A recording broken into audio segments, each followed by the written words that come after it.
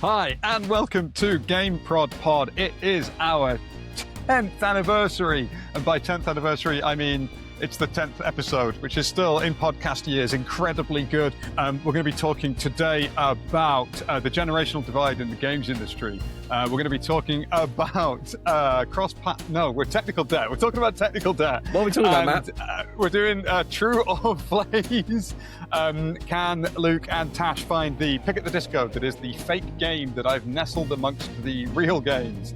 That's it. So, onwards with the show. How are you both? Yeah, good. I can't decide if I'm warm or cold most of the day. In what way? Well, it's warm when the sun's out, and then when the sun's not out, it's a little bit cold. It's like, do I wear a jumper? Do I just have a t-shirt? First world problems, right? It is. I'm already at the point where I'm like t-shirts most of the time now. Right. It's already starting to get too hot for me. Right, yeah. I am me. You're up north though, different. Yeah. I am now, yeah. Still cold. Still cold. Still cold. Hey, it's our 10th birthday. I know, right? Wow. Whoop, whoop. If you count our birthdays in the number of episodes that we have created. Decade. Yeah. We've been doing this for so long. So long. I'll have to have a look at when we first started recording, because we did bank quite a few and then release them. But it's like, I think, the fact that we have got to the grand old age of 10 episodes in podcast years, that's actually not. We're middle-aged. Not a bad feat. Yeah, we are almost through puberty. with our one viewer. Yeah. Hello, viewer. Hi, Andrew, by the way. Hi. Hey, buddy. Just imagine when we've got thousands of viewers, we'll still say hello to them. Yeah. Stay up to speed, like, hi, Andrew. Yeah. Hi, Andrew. As soon as we've got some way of reliably actually talking to our viewer, I want to do that thing where we get them to come up with like the sort of the title for themselves. So sounds good. It'd be good, like Prodders, something like that. But yes. I don't want to sway the vote, so I'm not going to suggest anything more than that. But it is our 10th episode. If you do like the absolute nonsense that's been spewing forth into YouTube and so on and so forth, then like and subscribe, and maybe you'll get us up to 11 episodes. Speaking of, if you have any comments, questions, whatever, it's gameprodpod@proton.me. And we are sort of live now on Instagram, Blue Sky, and TikTok. So follow us. Cutting edge. We're down with the kids. Yeah. Whoa. Follow us at GameProd Pod. Brains. It's like this next Game end to the fact that pod we are the confused millennial generation. You're like, we don't know what we do anymore. Yeah. We're getting there. That's a great-ish segue into the That's so what you did there. That's pretty good. But I did one correction. I am Gen X firmly and officially. Same. Yes. Yeah. I'm the We're millennial. both old. You're the millennial. Yeah. You are the millennial. There's people from the top end of Gen X are now starting to retire. Yeah. Early. Yeah, it's quite wild. Early, but they're still retiring. It's quite interesting. Can confirm millennials are tired. We're just tired. Just tired. It does not get better. So just brace yourself for that. Yay. If you're tired now, just wait a decade. No. I don't wanna. I don't want to.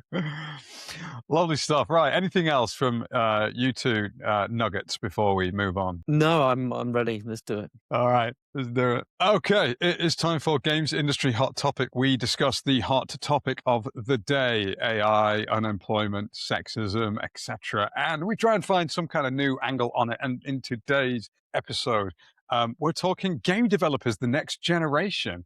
Going to talk about sort of pipelines into the industry, the reality of the industry, what's gone wrong recently in the industry, and maybe what we can do to right that particular ship. So, Tash, Luke, over to you. What are your thoughts on game developers, the next generation? Next generation. I've been on a rabbit hole with this. I've kind of took some notes, had a look at your thoughts, had a look at where it's heading and what we're doing and stuff like that, and then kind of let it simmer for a bit. And then I woke up in the morning, I went, I kind of understand where my brain is at. So I see these things as cyclical, right? That they just go round, things that come around, go around again. So if you think back to where the games industry started, it would have started from someone working in their basement or their bedroom, calling their mate and getting to play a demo and stuff like that, and trying new things, playing with things. So even if you think of like Codemasters and stuff like that, brothers like developing things for the first time, and that's kind of where we're now back to. So those people who started things off early on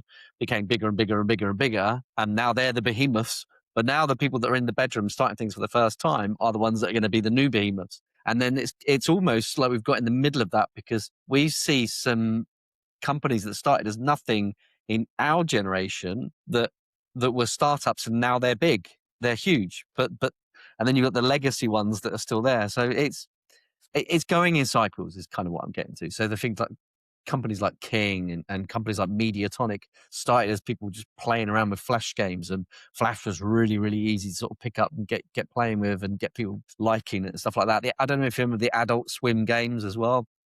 Adult Swim, they were just really ridiculous. There was a unicorn game where you just fly this unicorn, and the music was really, really catchy. And that just took off. And that was just someone at university playing around with stuff. And those things took off. And then Adult Swim games became throwaway games that people played all the time. And they made money out. They advertised on the website.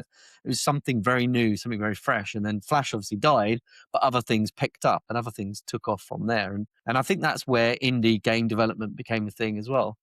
But then on the side of that, you've also got things widening. So you've got the industry was like this before, where you've got console, you've got PC, and it's kind of like that was the industry. Now it's like you've got split offs from these things, and you've also got retro gaming, where people are making console games for old consoles, like N64 or SNES. They're making games for those and making the consoles, and you can buy them and stuff like that, which is like a completely different niche in a direction you probably never could have predicted. And I find that fascinating. So that's kind of industry. That's where it's going, is cyclical. But in terms of people, I think it's really important, especially for producers to understand that the new generation thinks differently. So it's even more important for producers to listen and take on board what's going on, what people are saying. Obviously, we've got the AI problem as well, where entry-level roles aren't as prominent, because AI can help you get to that entry level much quicker. So people playing around with AI will naturally have a bit more of an ego, and they can get themselves to that level probably quicker.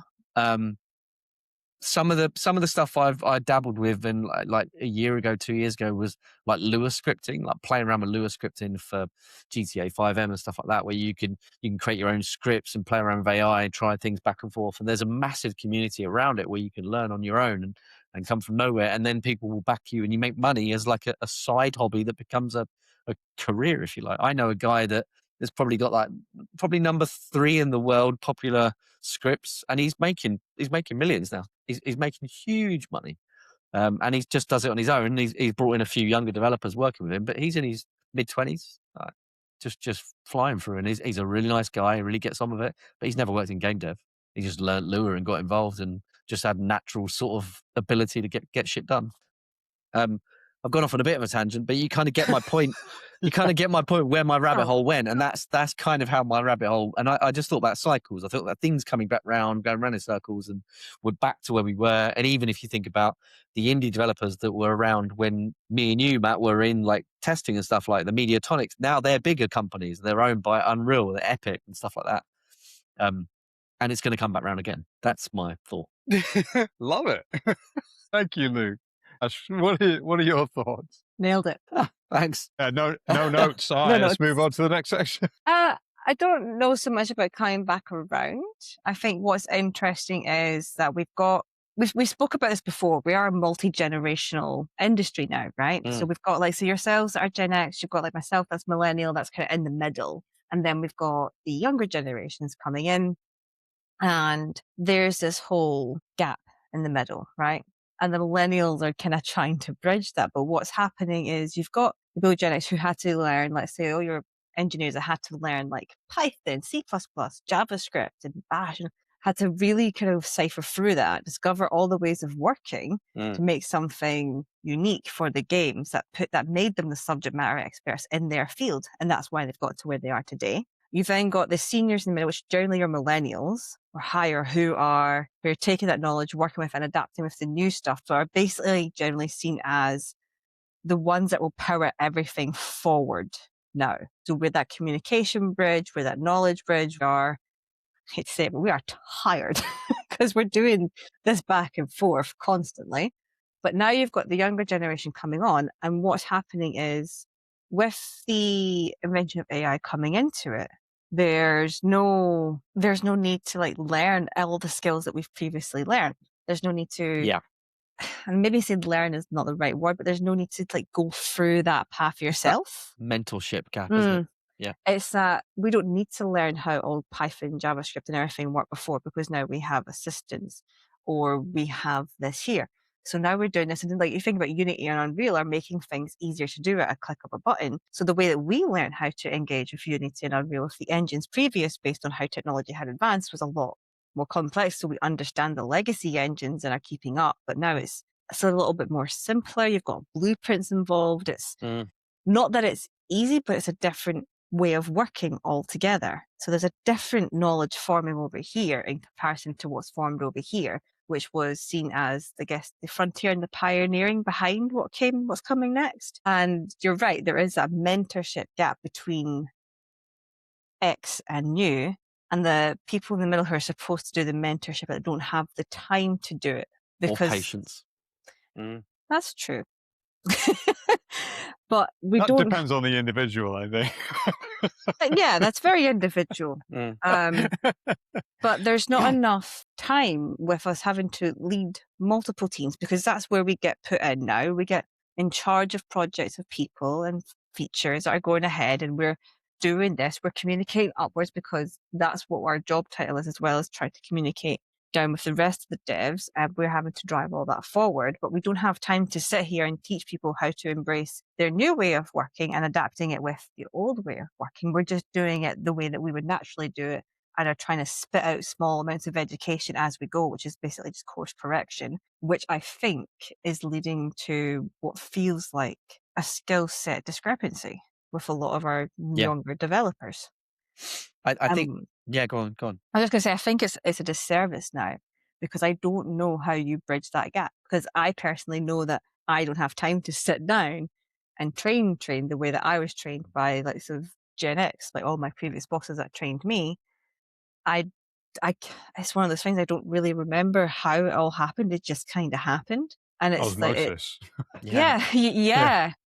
And it's one of these things, like there's certain things I'm starting to notice which don't come through. Like there's as producers, you need that forethought of how does everything impact this, and if one thing shifts, then all the rest have to shift too. So maybe I need to do my due diligence and shift to check here and here and make sure everything still falls into place. Maybe I should check in here and this daily, or maybe I should communicate this upwards and put all the information in the obvious place so we don't have to go hunting for it later, because no doubt people get 100+ messages a day, be like I do. So there's this whole level of computing going on that's just, oh, well, I put it here, so it's all good. No.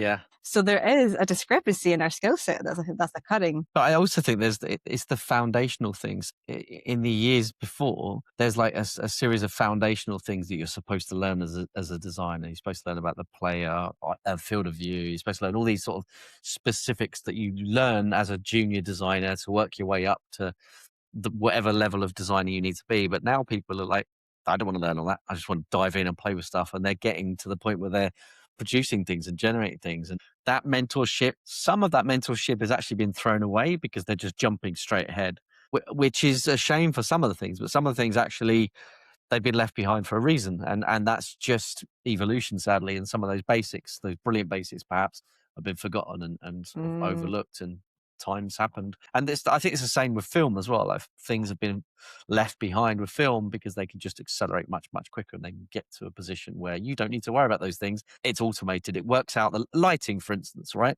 Back in the day when you build something, you set where the lighting goes. Now you automatically say just auto light, and it'll automatically follow you with the lights and stuff. And it must be so frustrating as someone that's been through the generations of having to manually do the lighting all the time and move these things around and time of So day. now here's your tool that can do this. It's a tool. Like, Just I follows don't the know, player. man. And stuff. Is that frustrating or is that Yeah. liberating? No, it's frustrating. It's perspective, right? It's almost like you should respect it, Matt, because I've been through it for 10 years. I had to suffer the pain. It's almost like that to So some extent. you have like this Yeah. veteran that's gone through their career, that's manually learned older software that's Yeah. got them their career. That's like, right, 3D Studio. so I've had to set a light here and a light here, and I've Mhm. had to go into the timeline graph, and I've had to calculate the path of trajectory from movement, and I've now had to detach this here, and now I've had to kind of calculate the frames of where this spins around and make sure it comes out right, and then rendering. And it's I've had craft, pure Mhm. craft. Mm. spending your time rendering to now, here, a click of a button, done for you, and you're It's like, just there.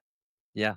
what? I Yeah. don't know. That sounds liberating. That sounds like that person can now go do something else with their It time. is, but also at the same time, it's like, why did I work so hard?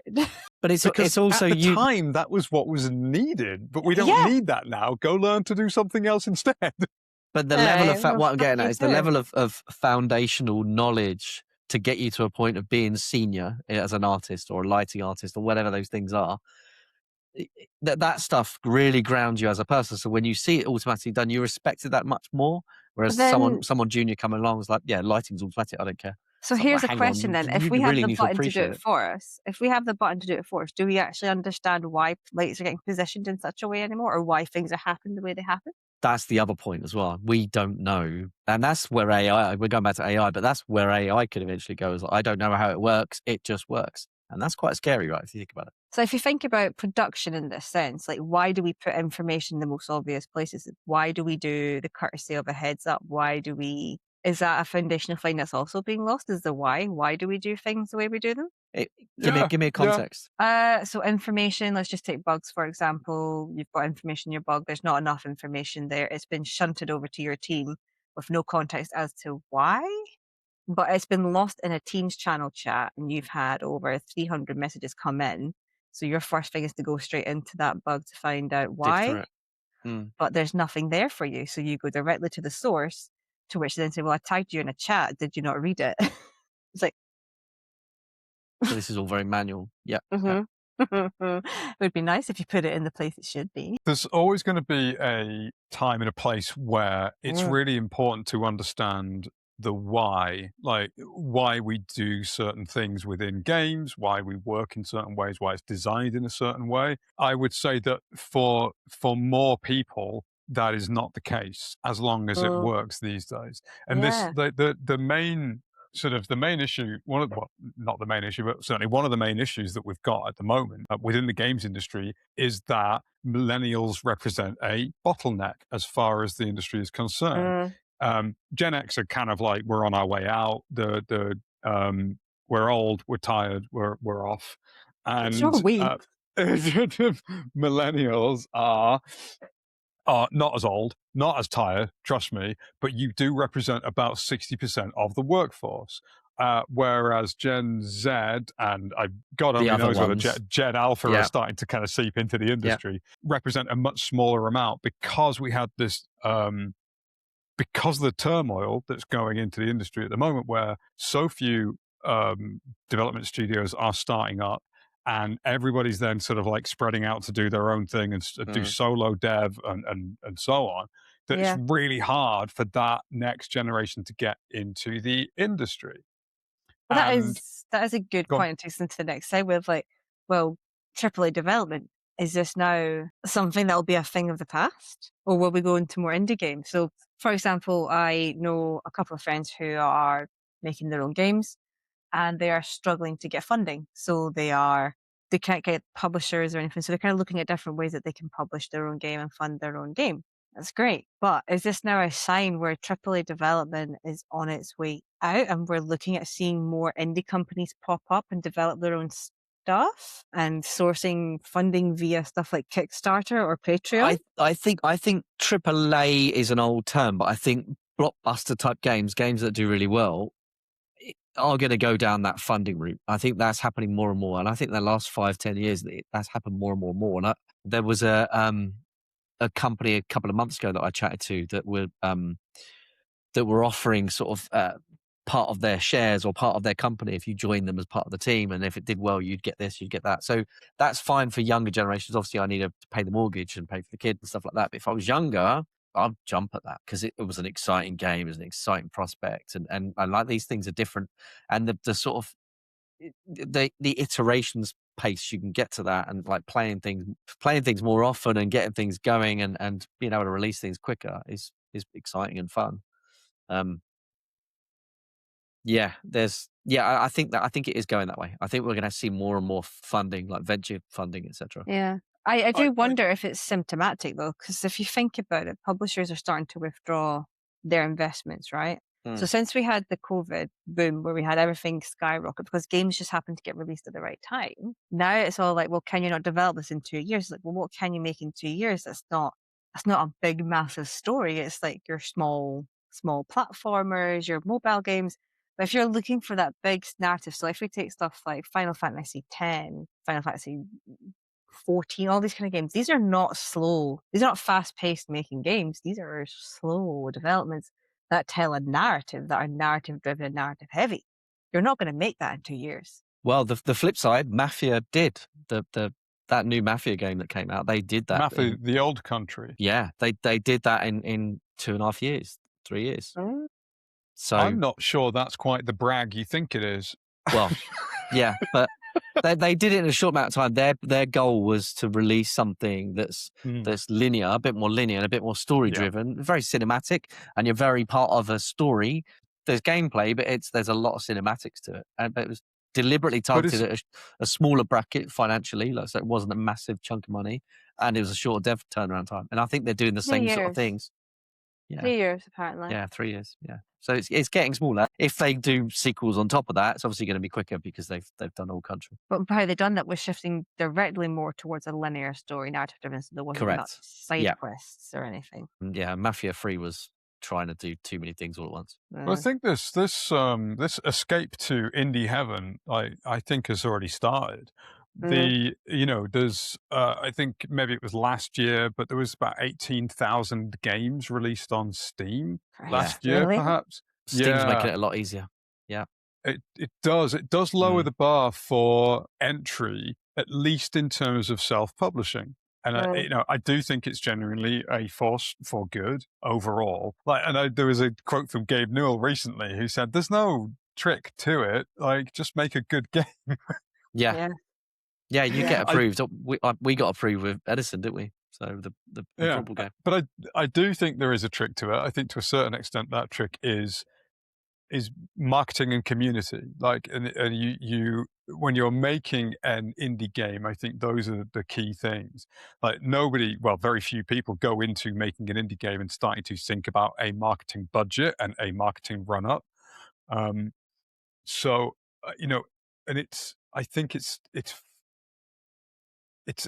an interesting period. I keep coming back to that thought from the start that everything is cyclical, and that what we're really seeing is it's just the end of the current version of the industry. Exactly that. Yeah, that was the epiphany I had.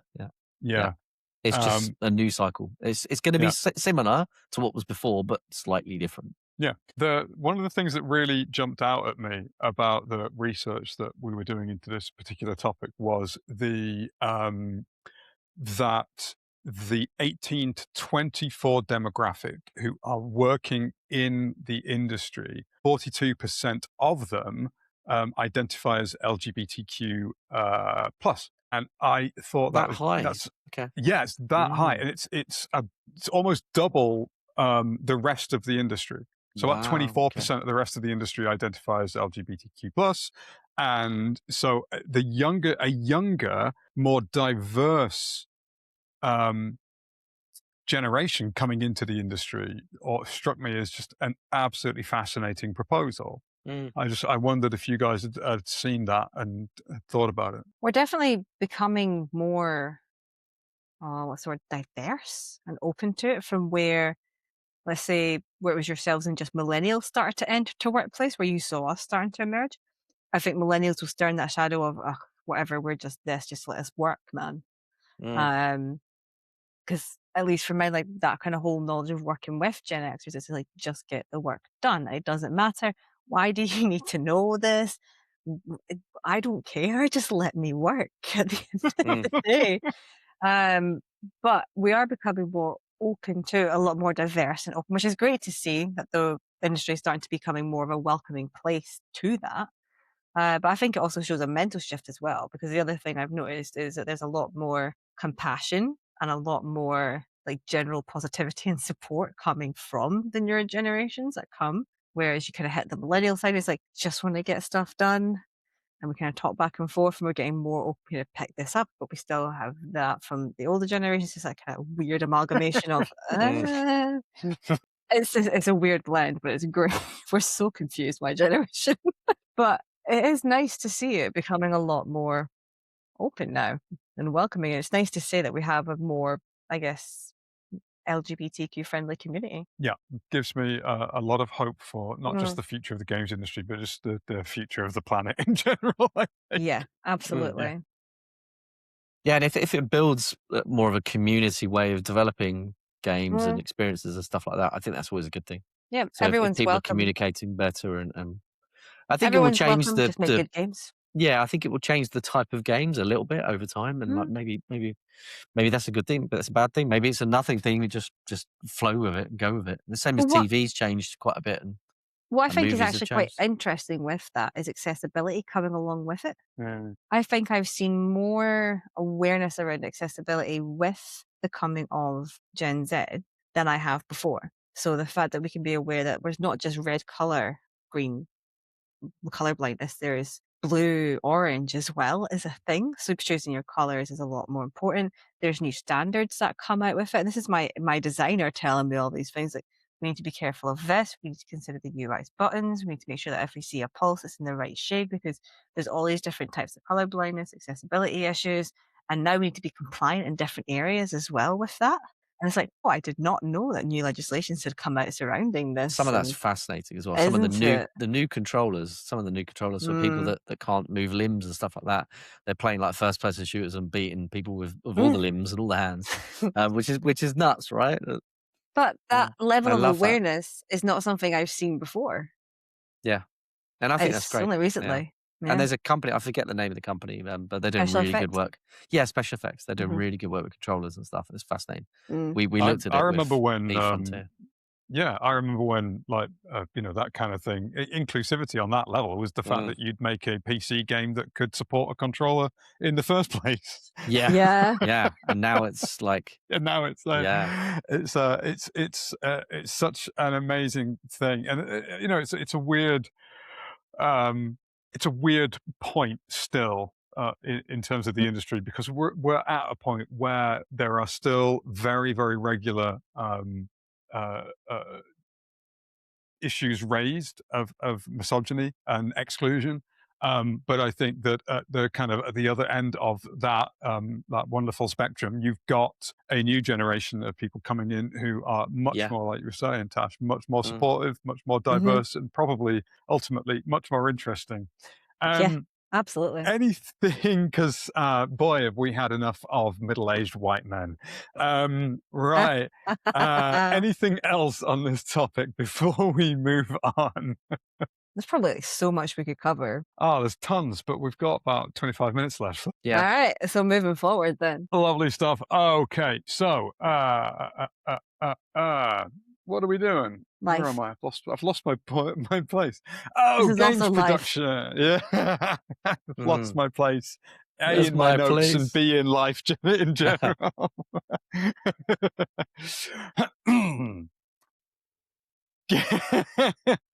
Games production, viewer challenges, and what is it really? This is a masterclass from first principles on what games production is and isn't, according to Tash and Luke. And today we're going to be talking about cross-platform compatibility and technical debt.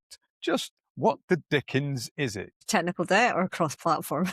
Either or. Do we want to pick one? Because it's two things, I suppose, ultimately. I don't know why there's two things in there. Do you want to do cross-platform compatibility or technical debt? We could probably cover both, because cross-platform compatibility is a pain in the arse and very often done incorrectly. That's it, really. And then move on. The next point. Shall we explain what cross-platform compatibility is? Well, there's different perspectives, right? Well, hang on. Before we get into it, I think maybe just pick one because like time's are ticking. Sure. Okay. Which one do you want to do? Flip a coin. Let's do tech debt. Let's do tech debt. Tech debt. Okay, all right, hang on. Let's It's got a bit more. It's got a bit more meat to it, I think. A lot more frustration to it, you mean? Yeah, it's games production, viewer challenges, and what is it really? This is a masterclass from first principles on what games production is and isn't. And the topic for today's episode is technical debt. Tash, Luke, what the dickens is technical debt? It's what it is. shit we didn't want to do that we left until the shit hit the fan. Yeah. And then we Can go, you elaborate on that, Luke? Yeah. There's something we worked towards doing that we didn't finish to we finished to 80% perhaps, and we left it because we wanted to come back to it. Then when we got to the deadlines for other things, we ended up realizing that we're running out of time. We need to look at those things, but we'll have to leave it. Let's work around the problem. And you're building like a legacy or a backbone of debt, if you like. So the more coherent version of things and running into deadline with other things and things in general. Yeah. In that if you want to build a technical system for your game, that is like the core foundation of your game, you want to make sure you build it robust enough that you don't accrue technical debt, which means looking at everything in time, reviewing a GDD, considering all angles, how it'll be involved, going through multiple iterations, and actually reserving the time to address various issues that come up, bugs, and making sure that that is also included. However, what happens more often than not is that you get the GDD, you review it, you talk to what you think is all teams, but you haven't quite involved everyone. So when you're halfway through building this system, you have to then start including the teams that you missed out that then identify other issues. But then by this point, you've got a deadline, a due date, which is near. And now you're at the point where right, well, we just have to make it work. So we're going to hot fix it. And hot fixing it is basically your shortcut to the end product without actually doing the hard work to make it robust, because you'll come back to it later. But later never comes around, because then by the time that later comes in, you now have a deadline for a new feature which builds on top of that system. So you're now building on top of a nice hot fix system, patchwork system, and Double you start fault. Which then creates you more issues and more technical debt, because now you have to go back and address not only the first issues, but the new ones that have come on top of that. But then you get hit with another deadline, and you're basically trapped in this cycle of, I'm building up a lot of debt on this system because I don't have time to go back and fix it. So I'm constantly hot fixing everything on a system that's probably going to break, but we don't have time to fix it properly. So we're just going to keep patching it and patching it and patching it. And then you have maybe a year or two's worth of hot fixes or bugs to repair, which is your technical debt. Yeah.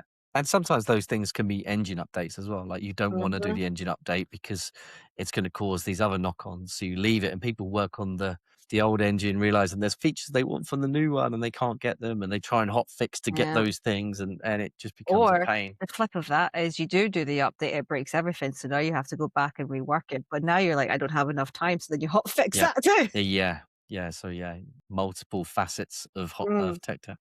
So technical debt incurs some kind of technical compound interest. Yep, correct. Thanks. Compound interest sounds good though, but it's not good. Yeah. Not where technical debt is concerned. Yeah. No. Yeah. No. So what's the? I mean, it's probably a pretty obvious solution, which is build it right the first time round. But what else can you do to mitigate the effects of tech debt? So some of the methods or the processes I've tried to approach this with, which I will caveat by saying doesn't always work, is that you can go into your sprints and accrue 20% of your time to bug fixing. And you can decide that this bug fixing is going to be dedicated to this part of the system, or these live must fixes. But then you kind of get caught in that live must fix trap, because it's always everything is a live must fix. So does it always work? And if you're at a really hot deadline, that 20% gets wiped out completely by new feature development. You could then account for going through your roadmap of saying, right, at the end of each month, we're going to give everybody 3 weeks of dedicated bug time. And you're going to allot that to certain clusters of bugs that you've put in ranked in priority order. So everything that touches our first party system over here, everything that touches the shooter system over here, or the fire system here. This is where we're going to address things here, and try that approach. But again, if you're at a hot deadline, something's coming pretty hot off the press, and someone's decided, I want this now, make it happen, that time gets eaten. Gone. Yeah. So trying to be protective of that bug time and trying to say, you can't have this in this time, when big bosses at the top are like, well, actually, no, we need this now. They often call them hardening sprints, don't they? But they only happen if your top end to give you that hardening time. If they're respective of that, if they're not respective of it, then it's like it's fighting a battle to protect that time. Yeah. So how I do guess you the short prove answer. Go on. I was going to say, I guess the short answer is being very sensitive to tech debt as early as possible. Very sensitive to it. Hang on, guys, if we don't fix this, is this going to build up and get worse? Yes. Okay. Should we fix it? Well, then it's either that or proposing for, okay, I could do this feature development, but then you're at the risk of this level of tech debt that was going to address all your issues here. It's going to drift. It's going to go out to here, and we're not going to have a robust or stable system that you wanted for this release. Yeah. And then you So talk about the data points and you say, well, do we want to make a decision on this right now? Because if it carries on, it's going to become a bigger tech debt. Yep. Rather than just How do la, you la, la, prove la, I that? can't hear you. Like, how do you prove that the level of tech debt and the impact that it can have to people that would sign off on time to harden, time to fix? It's looking at what you're fixing. If it generally, it'll touch a system that they care about. So let's say your economy system in your game, where people are taking exploits. So if they're exploiting your economy system, making tons from something you haven't fixed, and they say, well, we want you to actually put this feature in the game. So, okay, well, I could put this feature in the game. However, your players are going to continue to exploit, and you currently have 20 live most fixes here that's currently being exploited. We need to really make this a thing. So this is what you're going to take away from. Yeah. So data, basically give them as much data as you can. That's a good example from a bug and exploitative, but you could also look at it from the engine update perspective. If we don't upgrade the engine, these are the pros, these are the cons. This is what happens over time. What do you want to do? Here's all the data points. My advice as the producer is this. What do you want to do? I've also spoken to the engineer, I've spoken to these people, I've spoken to test. People are saying this, what do you want to do? And if they don't listen to you, yeah, well, I mean, that's the classic, isn't it? It's kind of like, all I can do is give you the relevant information and do what you want.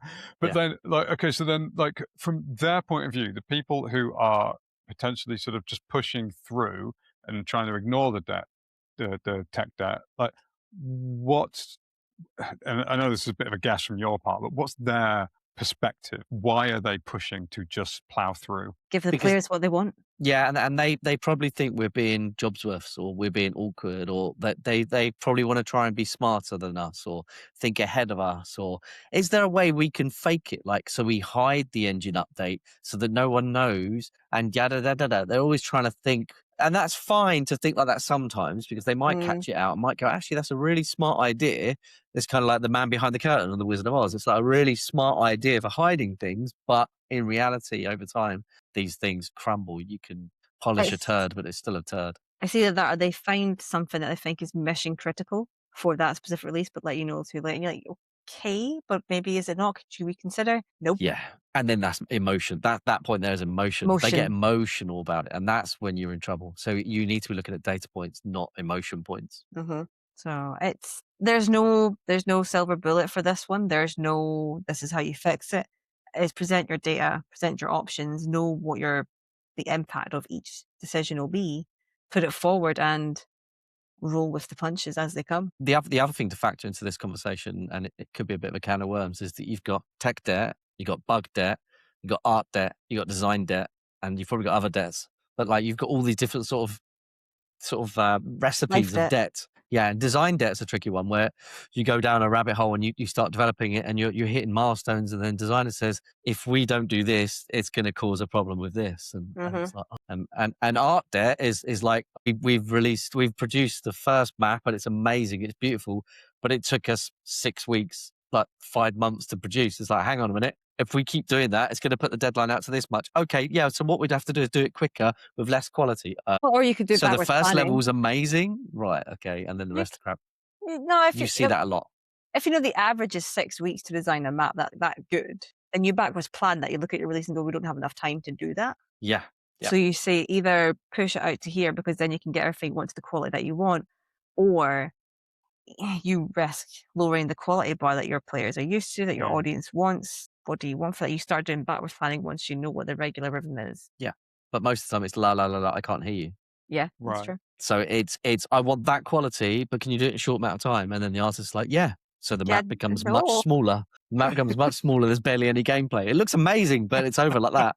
Well, you could say like, well, yes, we could, but you'll get a half the size. Yeah. Yeah, exactly. Yeah. You'll get half the size. And it's very linear. You can only go forwards or backwards. You can't And then turn at left that and right. point, you record your conversation, you highlight it in the roadmap. You say, I have warned, we can do it in half the time, but it'll be half the size. Yeah. FYI. Because it's good, cheap, quick, right? It's Yeah. just get me through the iron round and triangle. round Mhm. Yeah. Is there anything else on tech debt? I want to wrap this one up so we can move on. This goes back to the sort of first topic we were talking about as well, that these things go in cycles. If you release a smaller game and get the customers to like it, you can then release another smaller game, and you can do it in campaign type mindset. I think that's healthier than trying to build a whopping great game and then you realize halfway through, oh shit, we're going to hit tech debt, art debt, design debt. You're better off having smaller campaign type games. And I'm a big fan of that campaign mindset and subscriptions and things. I think it works if it's fair. I'm like Netflix right now. Someone's feeling salty. Yeah, I hate adverts. I've paid for no adverts. Why you give me adverts? You talking about Amazon and Netflix and Amazon? Yeah. All right. I don't get adverts on my Netflix. Yeah, I pay for it's Prime then. Sorry. Yeah. Amazon. Yeah. Yeah. Can we just edit that out, Matt? No. The editing Netflix machine's is coming broken. for a It's loop. done. Yeah. It's just, I don't want to pay for something and then get adverts. Like I've bought these subscriptions to not get adverts. Yeah, Prime, sort it out, man. Yeah. Amazon is ridiculous, and it's adverts every 5 fucking seconds on Amazon. Yeah. Absolutely nuts. All right. Anything else Alrighty. on tech debt before we move on? Nah. Lovely stuff. Roll with it. All right. Tech debt solved. Solved. Right. Brace yourselves. True or flays? 3 games. Wow. 2 are real. 1 is fake. Are you Our ready? Success rate is slow. Dwindling. It's nil. It's only upwards, right, from here, Tash? Well, in theory, I guess, yeah. We've hit the bottom so hard. Yeah. We've hit the bottom hard. You haven't hit rock bottom yet, okay. Luke. Right, believe me. Okay. So I'm heading that way though. Its trajectory is. It's not out yet. It's scheduled for a little while, but by the time that these air, I have now done the YouTube quiz thing that goes with it. So that'll be fun to test out. That's like cool. when the so that's Handy. neat. So yeah. So in people theory, can play along. some kind of thing should appear roughly now, so you can play along. Okay, that's awesome. We'll see how good all of our fans are. Yeah. All Andrew, don't let us down. All of our single fans. Thanks, Andrew. Don't let us down, Andrew. Don't let us down, Andrew. Shelby family. Game number 1. Here we go. Are you ready? I was born ready. Sure. Oh, good to know. Lovely stuff. Thank you. Right. Game number 1. Sorry, I've got a proper frog in my throat. Do you want to clear that? Hang on a second. I'm trying to clear it. It's not clearing. I'm going to do the... All right. Game number 1. Hand simulator. There are many different levels where you can play with spinners, plunge into the subtleties of handling weapons, milk a cow, take part in a Mexican duel with your friends, have a good time fishing, play chess, or simply chat in an anonymous club. Game number 1, Hand Simulator. Great name. Pretty good, right? Game 2, the old sense of theme. The what? You're going to sense a theme here. Oh, dear. Game number 2, Toll Booth Simulator. You tried to escape prison but got caught. Instead of prison, they gave you a debt. Manage a toll booth on a desert highway. Check passports, take payments, and decide who passes. Grow fruit, mix cocktails, sell drinks, and dodge the cops. The only way to earn freedom is by paying off your debt. Game number 2, Toll Booth Simulator. Game number 3. Sorry. Some of the language is easy to trip up on. Game number 3. Game number 3, Pearly Gate Simulator 2, Trouble in Paradise. St. Peter has gone missing again, and the queue to enter heaven is getting longer. You're his brand new intern. Don't ask what happened to the last one. And it's all up to you to decide who gets into heaven. Let them in and allow chaos to reign, or send them to hell and let Satan sort them out. Only the holy shalt prevail. Wow. Game very number well one. written. Thank you. Game number one, hand simulator. Game number two, toll booth simulator. And game number three, pearly gate simulator. Trouble in paradise. So Tash, the middle one feels like the obvious one, but Is it? I it's don't not know. going to be that one, is it? I don't know. I quite like the sound of it personally, but we done that last time and it was We did. wrong. So, And we seem to be consistently wrong. so maybe it was the first one because hand Matt's simulator poker face. Look at his poker face. I Matt. know. It's such a good poker face. So is it maybe the first one? Hand simulator? So dodgy. It does, doesn't it? So maybe it's the third one. Pearly Gate Paradise. And that's really poetically written, so that feels human rather than AI. Shall we say Pearly Gate thingy? I feel like we killed Matt. Look at that face. Yeah. He's actually paused. Yeah. I'm doing a good poker face until you reference the No, you're poker not. face and then I just fall apart. Yeah. Well, work harder, Matt. Go on, Natasha. I'll let you go for it this time. I'll let you. I did it last time. It's your time. Did you? All right, Yeah. and then if it's my turn, I'm going to go with the hand one, the first one. Okay. Oh, you were so close. No, it's not Hand Simulator. That's a real game. It was released about 8 years ago, and is a very odd-looking multiplayer game. I think may have had its origins somewhere in Eastern Europe. Toll Booth Simulator is also a real game. God, no And way. fun fact, I found that completely by accident. It was released today, or maybe a few days ago, but certainly like within the last week or so, that game was released. Pearly Gate Simulator 2, Trouble in Paradise is the pig at the disco, and is the fake. It's so well written game. as well. I was right. You were, Tash. were right, Tasha. You should have just gone with it. Yeah. You were right. Yeah. If you guys want to start playing individually, I'll allow it. So I won't give you it this week, Tash. But if you guys want to if you want to split the team up, so we can get Tash versus Luke versus Matt. I like that. Yeah. We could do evolution, baby. A three-way split, if you will. Okay, so it is still 100%. I can't remember exactly how many I've won, but it's all of them. So it's still 100% record to 10? me. I was going to say 10, perhaps, Matt. It's not 10. No, we've not done it in every single episode, so it's not annoyingly. Oh, wow. Yeah, I know. Oh, wait, However, there were a is that- couple of episodes where it's because just you and Tash me, is right? late and stuff? Yeah. Yeah. Sometimes it's just you and me, Tash, and Luke doesn't turn up. So Where's anyway, our Wally? Unbeaten. Where's Wally? Where's that? There he is. Unbeaten. Moving on. One of the last sections I dubbed we round it all off by trying to name the episode based on the conversation that we have had. I didn't make any notes apart from technical debt, compound interest. So that's my pitch. Tired really catchy. generations. Yeah. Any other suggestions from you fine fellows? Tired millennials. Gen X, Y, Z. How about that? I like that actually. Gen X, Y, Z. Tired millennials. Which one? What do we think? I quite like Gen X, Y, Z. I've got to say. Yeah. Gen X, Y, Z. Gen X, Y, Z. All right. Lock it in. Final Lock answer. it in. Lock it down. Yeah.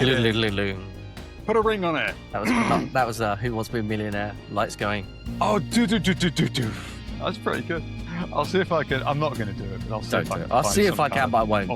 I'll see if I can find some kind of audio to do that. But I'm not going to. No. Right, I dub the Gen X, Y, Z. Lovely stuff. So, all that is left to do is thank Luke Timms, Natasha, Nathani, and you, our glorious listener, for tuning in. Feel free to reach out to us at GameProdPod at proton.me or follow us on social media at GameProdPod. We'll be back next time with more hot topics, more production challenges, more true or flays, and much, much more. See you next time. Bye. Bye. Like and subscribe. Like and subscribe. Like it. Or don't. Don't do. Give a fucking shit. Beer. Oh dear.